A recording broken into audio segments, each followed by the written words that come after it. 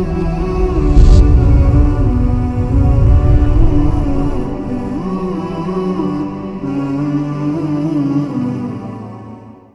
اللہ الرحمن الرحیم الحمد للہ رب العالمین والصلاة والسلام على اشرف الانبیاء والمرسلین وعلى آلہ واصحابہ اجمعین ومن تبعهم بإحسان الى یوم الدین اما بعد یا ایہا الذین آمنوا اتقوا اللہ حق تقاته ولا تموتن الا وانتم مسلمون یا ایہا الناس اتقوا ربکم الذی خلقکم من نفس واحدہ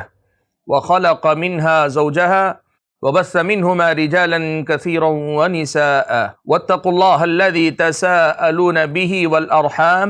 إن الله كان عليكم رقيبا يا أيها الذين آمنوا اتقوا الله وقولوا قولا سديدا يصلح لكم أعمالكم ويغفر لكم ذنوبكم ومن يطع الله ورسوله فقد فاز فوزا عظيما اما بعد ناظرین کرام، اللہ کا فضل و کرم ہے کہ ہم اور آپ آج کی اس مجلس سے ایک بڑی ہی عظیم کتاب، بڑے ہی جلیل القدر مصنف کی لکھی ہوئی اور اس کائنات کے سب سے بڑے مسئلے رب ذوالجلال کے تعارف، اللہ رب العزت کے اسماء و صفات کے موضوع سے جڑی ہوئی اس کی تعلیم اور تدریس کا آغاز کرنے جا رہے ہیں۔ یہ بندے کی سعادت کی بات ہے کہ جس کی بندگی کے لیے اسے پیدا کیا گیا، وہ اپنی زندگی میں اسی رب کی معرفت، اسی رب کی پہچان اور اسی رب کی جانکاری جتنی قرآن و سنت میں ہم اور آپ کو دی گئی ہے، اس کو حاصل کرنے کے لیے تگ و دو کرے، محنت کرے، کوشش کرے۔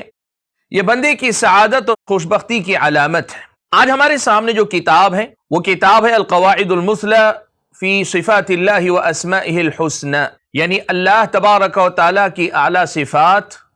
اور اللہ تبارک و تعالیٰ کے پیارے نام، ان اسماء اور صفات کو سمجھنے کے لیے کتاب و سنت میں ہمارے اور آپ کے سامنے کیا بنیادیں فراہم کی گئی ہیں، ان بنیادوں کو پہچان کر، پڑھ کر، سمجھ کر ہم اور آپ کو اللہ تعالیٰ کی معرفت اور اللہ تعالیٰ کی پہچان کا جو ہمارا سفر ہے اسے آگے بڑھانا چاہیے۔ قبل اس کے کہ ہم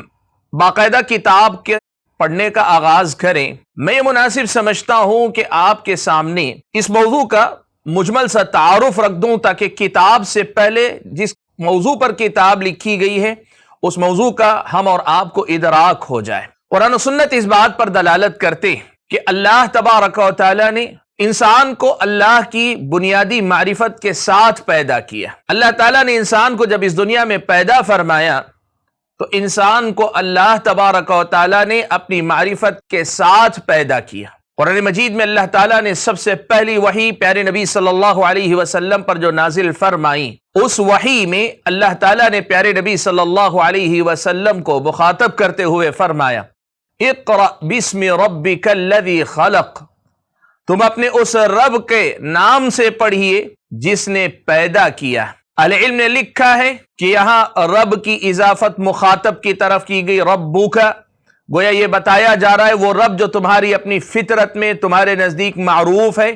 تمہاری اپنی فطرت جس رب سے آگاہ ہے، واقف ہے، اس رب کے نام سے پڑھنے کا آغاز کیجئے۔ یہ آیت اس مسئلے کی دلیل کے طور پر اہل علم نے ذکر کی ہے۔ اللہ تعالیٰ نے قرآن مجید کی دوسری آیت میں بیان فرمایا، فَأَقِمْ وَجْهَكَ لِلدِّينِ حَنِيفًا فِطْرَةَ اللَّهِ الَّتِي فَطَرَ النَّاسَ عَلَيْهَا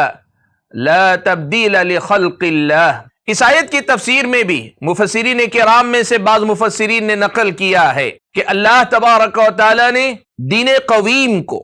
اللہ کی معرفت پر مبنی دین کو انسان کی فطرت قرار دیا جس پر اللہ تعالیٰ نے انسان کو پیدا کیا۔ یہ دین ہے ہی کیا؟ اللہ تعالیٰ کی معرفت اور اس معرفت کے تقاضے عبادت کو پورا کرنے کا ایک راستہ ہے، اور اللہ نے اسے کہا یہ وہ فطرت ہے جس پر تمہاری پیدائش اللہ تعالیٰ نے فرمائی ہے۔ اسی لیے اہل علم کے پاس، اہل سنت والجماعت کے پاس یہ بات متفقہ ہے کہ بندہ اس دنیا میں آتا ہے تو اللہ تعالیٰ کی بنیادی معرفت اس کے اپنے سینے میں ہوتی ہے اور اس معرفت کے ساتھ ہی اس دنیا میں آتا ہے، لیکن یہ معرفت بنیادی درجے کی ہوتی ہے، لمیٹڈ ہوتی ہے، محدود ہوتی ہے۔ اب اس کے بعد ایک بندے کو اللہ تعالیٰ کی معرفت کا سفر مزید آگے بڑھانا ہوتا ہے، سفر کو اور آگے لے جانا ہوتا ہے،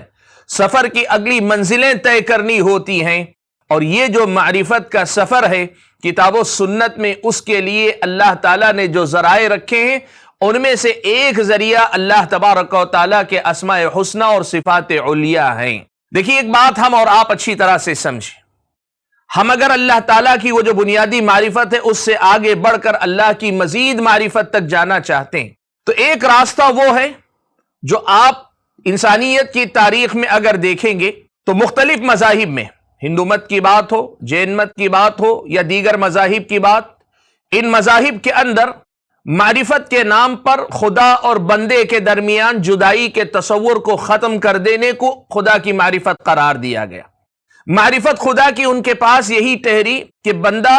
اس گمان میں یا اس غلط فہمی میں مبتلا ہو جائے کہ اس کی اور خدا کی حقیقت اصل میں ایک ہے، اور یہی نظریہ جب بعض مسلمانوں کے اندر آیا تو معرفت کے نام پہ وحدت الوجود کے درجے تک چلا گیا۔ لوگوں نے معرفت کا مطلب وحدت الوجود اور وحدت الشہود کے درجے کو بنا لیا، لیکن قرآن و سنت میں اگر ہم اور آپ اللہ تعالیٰ کی معرفت کے حوالے سے آیات اور احادیث کو سمجھنے کی کوشش کرتے ہیں، سلف صالحین، صحابہ، تابعین، تبع تابعین نے جس طرح اللہ تعالیٰ کی معرفت کے اس مسئلے کو اپنی زندگیوں میں اپنایا ہے، اس کو اگر ہم اور آپ دیکھ پاتے ہیں تو یہ بات بہت صاف طور پہ نظر آتی ہے کہ یہاں معرفت کا مسئلہ ہی کچھ اور ہے، اور یہ معرفت کیا ہے، کیسے حاصل کی جا سکتی ہے، یہی یوں سمجھیے کہ اس کتاب کے ذریعے شیخ ابن عثیمین رحمۃ اللہ علیہ نے ہمارے اور آپ کے سامنے رکھا ہے۔ اور آج جو سلسلہ ہم اور آپ شروع کرنے جا رہے ہیں، اس سلسلے سے ہم آپ تک وہ پیغام پہنچانا چاہتے ہیں کہ اللہ کی معرفت کا یہ سفر ہم اور آپ کیسے طے کریں۔ ناظرین کرام، یہ مسئلہ ہم اور آپ سمجھنے کی کوشش کریں کہ اللہ تبارک و تعالیٰ کے بارے میں جانکاری حاصل کرنے کی جہاں تک بات ہے، پیارے نبی صلی اللہ علیہ وسلم نے اس سلسلے میں ہم اور آپ کے لیے کچھ رہنما خطوط متعین فرمائے۔ پیارے نبی صلی اللہ علیہ وسلم نے ایک بات تو یہ بتائی، تفکروا فی آلاء اللہ ولا تفکروا فی اللہ، تم اللہ تبارک و تعالیٰ کی نشانیوں میں غور و فکر کرو، اللہ تبارک و تعالیٰ کے وجود یا اللہ تعالیٰ کی ذات کے بارے میں غور و فکر نہ کرو۔ یہاں اللہ کے نبی صلی اللہ علیہ وسلم نے ایک بات کا حکم دیا اور ایک بات سے منع کیا ہے، اللہ تعالیٰ کی نشانیوں میں غور و فکر کرنا تاکہ اللہ تعالیٰ کو پہچان سکیں، اور اللہ تعالیٰ کی ذات اور اس کی حقیقت کے بارے میں غور کرنے سے رک جانا، اس لیے کہ یہاں سے اکثر گمراہی کے دروازے کھلتے ہیں۔ یہ پیارے نبی صلی اللہ علیہ وسلم کی ہدایت ہے، اور یہی بات یوں سمجھیے کہ اس کتاب کا حقیقی پیغام ہے جو ہم اور آپ کو اس مقام تک لے کر جائے گا جہاں سے ہم اللہ تبارک و تعالیٰ کی کما حقہ معرفت حاصل کر سکتے ہیں۔ دیکھیے ہم اور آپ اگر قرآن مجید پڑھیں گے تو قرآن مجید میں اللہ تعالیٰ نے ایک بات تو بہت صاف بتا دی، وہ کیا ہے؟ وَلَا يُحِيطُونَ بِهِ عِلْمًا، بندے اللہ تبارک و تعالیٰ کے بارے میں پوری جانکاری نہیں رکھتے، نہیں رکھ سکتے۔ احاطہ جسے کہتے ہیں کہ پوری طرح سے واقفیت حاصل ہو جائے، اس درجے کا علم اللہ کے بارے میں اللہ نے کسی کو عطا نہیں کیا، بندے اس کا احاطہ نہیں کر سکتے۔ اللہ نے فرمایا لا تدرکہ الابصار وہو یدرک الابصار وہو اللطیف الخبیر، نگاہیں اس کا احاطہ نہیں کر سکتی، ہاں وہ نگاہوں کا احاطہ کرتا ہے اور وہ باریک بین اور بڑا خبردار ہے۔ یہ اللہ تبارک و تعالیٰ نے قرآن مجید میں مسئلہ صاف طور پر بیان کر دیا ہے کہ بندے اللہ تبارک و تعالیٰ کے بارے میں جو جانکاری ہے وہ اللہ نے جتنی دی ہے اتنی تو حاصل کر سکتے ہیں، لیکن اللہ تعالیٰ کا پورا احاطہ کر لے یہ بندوں کے بس سے باہر کی چیز ہے۔ پیارے نبی صلی اللہ علیہ وسلم بھی جو دعا اللہ کے نبی صلی اللہ علیہ وسلم کیا کرتے تھے، اس دعا کے کلمات میں سے کچھ کلمات یہ بھی ہیں، لا احصی ثناء علیک انت کما اثنیت علی نفسک، اے رب ذوالجلال تیرا حق جیسا بنتا ہے میں ویسے تیری تعریف نہیں کر سکتا، تو ویسا ہے جیسے تو خود اپنے آپ کی تعریف کرے، تو ہی اپنی تعریف کا حق ادا کر سکتا ہے، تیری تعریف کا حق میں ادا نہیں کر سکتا۔ سید الانبیاء والمرسلین پیارے نبی صلی اللہ علیہ وسلم اگر اللہ تعالیٰ کی کما حقہ تعریف نہیں کر سکتے، بدرجہ اولا ان کے علاوہ انبیاء اور ان کے بعد کے صحابہ تابعین یا ان کے بعد کے اولیاء اتقیاء یا ان کے بعد کے اہل علم کوئی یہ کام نہیں کر سکتے۔ کیوں نہیں کر سکتے؟ اہل علم نے اس حدیث کی شرح کرتے ہوئے لکھا ہے کہ آدمی کسی کی اگر تعریف کرنا چاہتا ہے تو اس کے بارے میں صحیح جانکاری اور مکمل جانکاری ہوگی، تبھی اس کی کما حقہ تعریف کر پائے گا۔ اللہ تبارک و تعالیٰ نے بندوں کو اپنی پہچان دی، اپنی معرفت دی ہے، لیکن اللہ تبارک و تعالیٰ کی معرفت کا جو مقام ہے بندوں کے پاس، وہ معرفت بس اس درجے تک کی ہے جس درجے تک پہنچ کر بندہ مکمل ہو جاتا ہے، لیکن بندے کی اللہ کی جو معرفت ہے وہ مکمل نہیں ہو پاتی، یعنی اللہ تعالیٰ کا پوری طرح سے احاطہ کرنا بندے کے بس کی بات نہیں، اور یہ خود بھی اللہ رب ذوالجلال کی عظمت اور کبریائی کی بہت بڑی دلیل ہے۔ جتنا علم اللہ تعالیٰ نے دیا ہے اتنا علم حاصل کر کے اندر سے بندہ بھر جاتا ہے، معمور ہو جاتا ہے، آباد ہو جاتا ہے، وہ اپنی زندگی کے اندر اللہ تبارک و تعالیٰ کے لیے اتنا کچھ پا لیتا ہے کہ ساری زندگی اس کی آباد ہو جاتی ہے۔ لیکن جتنا بھی وہ جان لے اللہ کے بارے میں، اس رب ذوالجلال کی عظمت اور کبریائی کا یہ حال ہے، یہ عالم ہے کہ ایک بندہ اللہ تعالیٰ کا مکمل طور پہ احاطہ نہیں کر سکتا۔ جب یہ حقیقت قرآن و سنت میں ہمارے اور آپ کے سامنے بیان کی گئی ہے تو پھر سوال یہ آتا ہے کہ اللہ تبارک و تعالیٰ نے ہم اور آپ کو کتنا علم اللہ تعالیٰ کے بارے میں دیا ہے؟ اللہ تبارک و تعالیٰ نے ہم اور آپ کو اللہ کی معرفت یا پہچان حاصل کرنے کے کیا ذریعے عطا فرمائے ہیں؟ اس مسئلے کو سمجھنے کے لیے آپ یہ بنیادی بات یاد رکھیں کہ اللہ تبارک و تعالیٰ کے بارے میں جانکاری کے لیے، اللہ تعالیٰ کو جاننے کے لیے ایک ضابطہ اہل علم نے یہ بتایا ہے کہ دیکھو،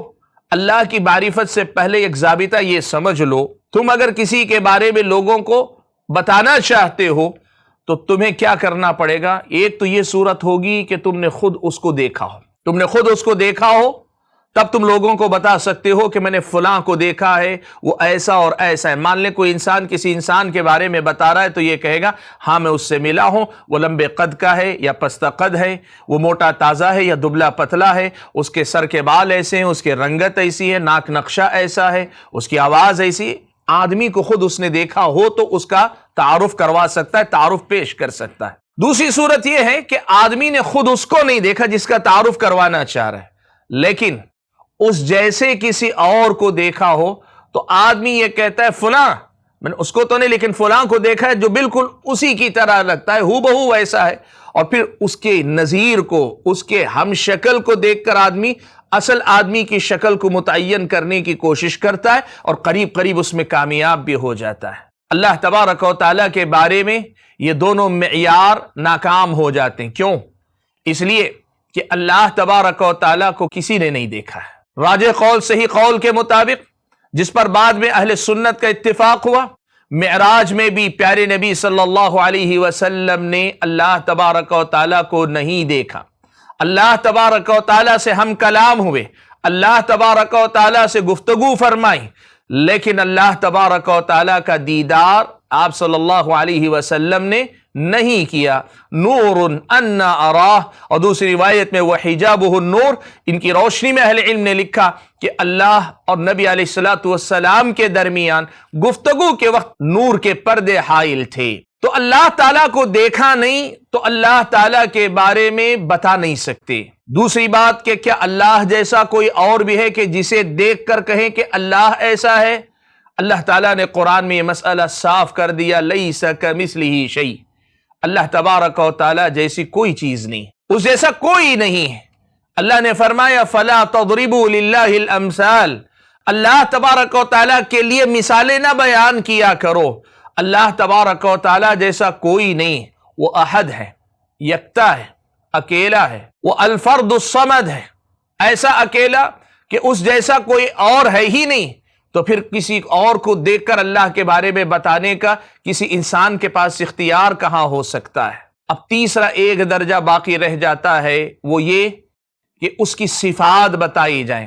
آدمی کو بھی دیکھا نہیں اور آدمی کے جیسا بھی کوئی نہیں کہ بتا دے دیکھو اس کو دیکھ رہے ہو کہ اس کے جیسا وہ تھا۔ تو آدمی کو دیکھ کر آپ بتاتے ہیں یا آدمی کے جیسے کو دیکھ کر آپ بتاتے ہیں، یہ دونوں جو ہے اللہ کے حق میں ممکن نہیں۔ تو تیسرا درجہ یہی رہ جاتا ہے کہ آپ اس کی صفات بیان کریں۔ جیسے سوانح نگار کسی بھی شخصیت کا تعارف کرواتے ہیں، پرانے زمانے کے، نئے زمانے میں فوٹو وغیرہ بہت کچھ ذرائع ہیں، پرانے زمانے میں ہوتا یہی تھا نا کہ آدمی کے ناک نقشے کو بیان کیا جاتا تھا، قد کاٹ کو بیان کیا جاتا تھا، آدمی کے اپنی جسامت کو بتایا جاتا تھا، آدمی کا ایسے نقشہ کھینچا جاتا تھا کہ پڑھنے والا ایک قریب ان کی ایک تصویر اپنے ذہن میں گویا بنا لیتا تھا۔ یہ طریقہ ہوا کرتا تھا۔ صفات کو سن کر انسان ایسے آدمی کو پہچاننے کی کوشش کرتا تھا۔ یاد رکھیں، اللہ تبارک و تعالیٰ کی صفات مخلوقات کی صفات جیسی نہیں، لیکن اللہ تبارک و تعالیٰ کے بارے میں بھی،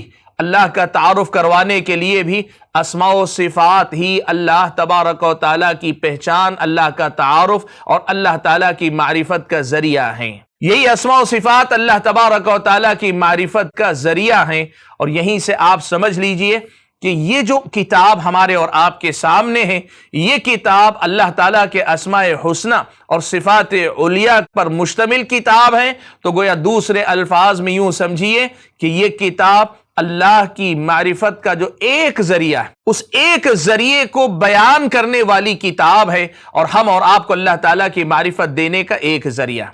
البتہ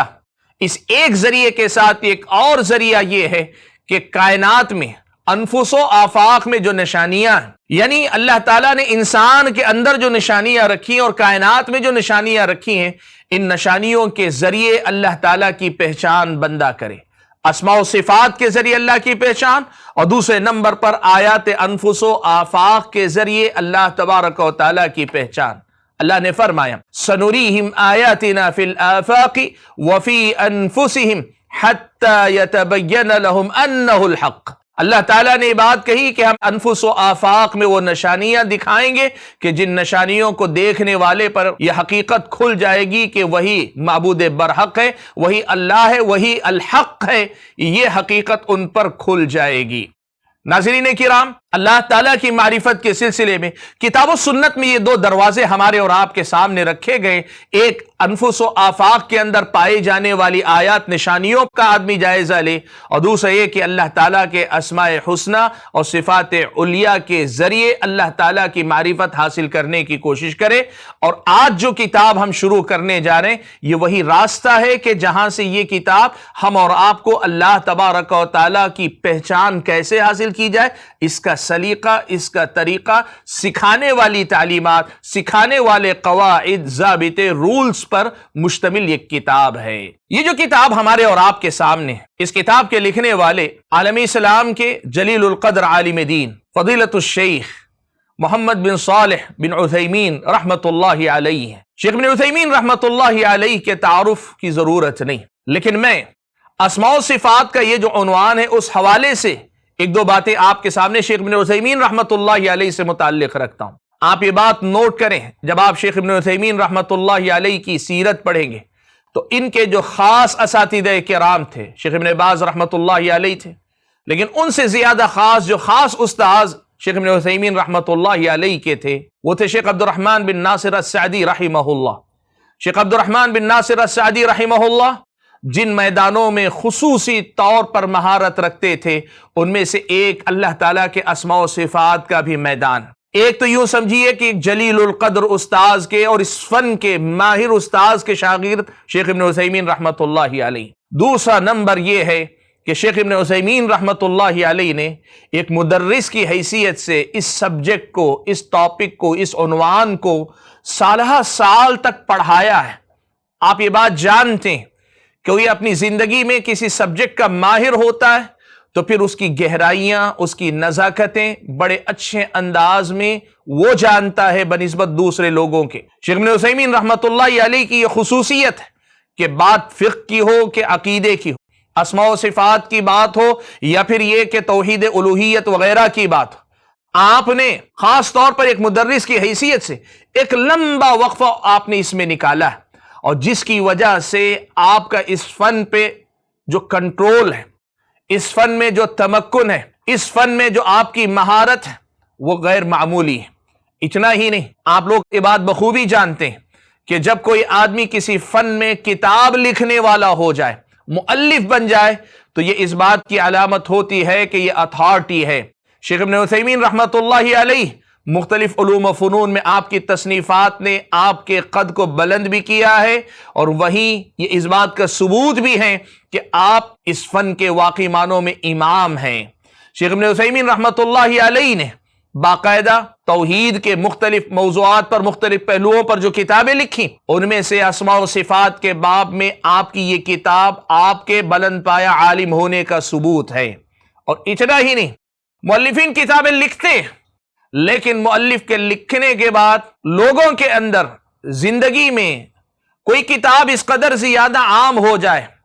ایسا ہوتا ہے کہ لوگ کتابیں لکھتے ہیں لیکن ان کی کتابیں قبول عام کا درجہ حاصل کر لیں، مقبولیت کے ریکارڈ توڑتے ہوئے آگے بڑھ جائیں، ایسا کم ہوتا ہے۔ اور جب کوئی کتاب یہ مقام حاصل کر لیتی ہے نا،